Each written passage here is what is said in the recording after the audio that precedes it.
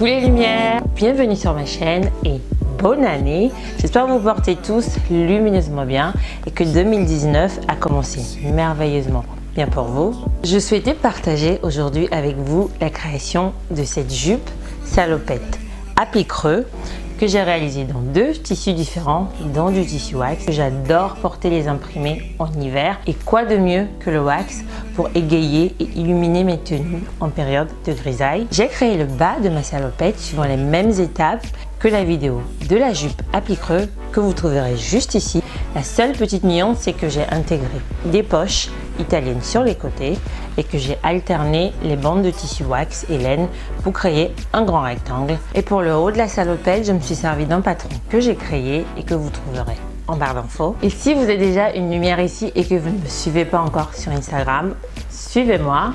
J'y partage souvent des astuces et idées créatives que vous n'aimeriez pas manquer. Et si vous réalisez mes DIY, n'hésitez pas à me taguer avec le hashtag Je reste créative. Ça me fera plaisir de découvrir vos créations. N'oubliez pas de me laisser vos commentaires sous cette vidéo, de liker et de partager. Ça me fait plaisir. Et surtout, n'oubliez pas de rester créatif.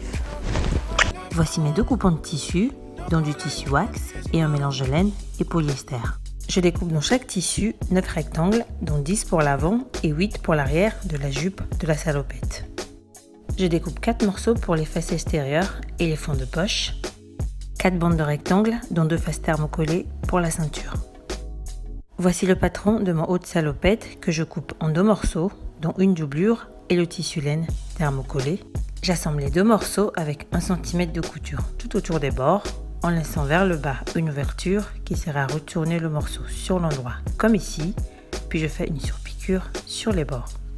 Je couds ensemble mes 10 rectangles qui vont servir à former l'avant de la jupe comme ici. Pour créer des plis creux de 8 cm, je marque des valeurs de 4 cm d'intervalle sur toute la longueur du tissu comme ici. Je forme ensuite mes plis comme ceci, puis je couds les bords sur 1 cm. Pour créer mes poches, je ramène un fond de poche correspondant que je pose endroit contre endroit sur l'une des extrémités du tissu, puis je couds le bord en coupant l'excédent de tissu. Je crante le bord, je fais passer le fond de poche vers l'intérieur comme ici, puis je fais une surpiqûre. Ça donne ça.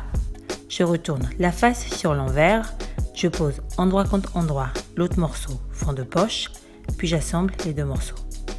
Et je viens de poser une poche italienne.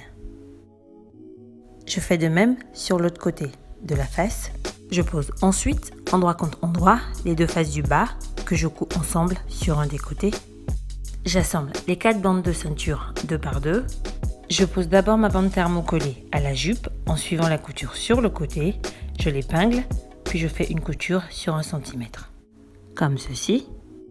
Je place ensuite le haut de ma salopette sur le milieu avant de la jupe. J'épingle les 2 morceaux ensemble. Je retourne la salopette sur l'arrière et en suivant le milieu dos, j'y épingle les bretelles sur l'endroit comme ceci. Je place par-dessus l'autre bande de ceinture. En suivant la couture sur le côté, je l'épingle par-dessus et sur l'endroit, le haut de la salopette comme ici. Puis je passe le pourtour à la machine. Comme ceci, je fais vers l'intérieur une couture invisible, puis une surpiqûre sur le haut. Je pose une fermeture éclair invisible pour fermer la jupe sur le côté. Voici le résultat de la fermeture éclair posée que j'ai intégrée à la couture de la bande de ceinture. Je coupe pour dégarnir, je retourne la bande sur l'endroit en faisant bien ressortir les recoins comme ici et je referme la bande avec une couture. Voilà. Sur le bas de la salopette, je pose un billet invisible, je referme la fente sous la ceinture et j'ai terminé.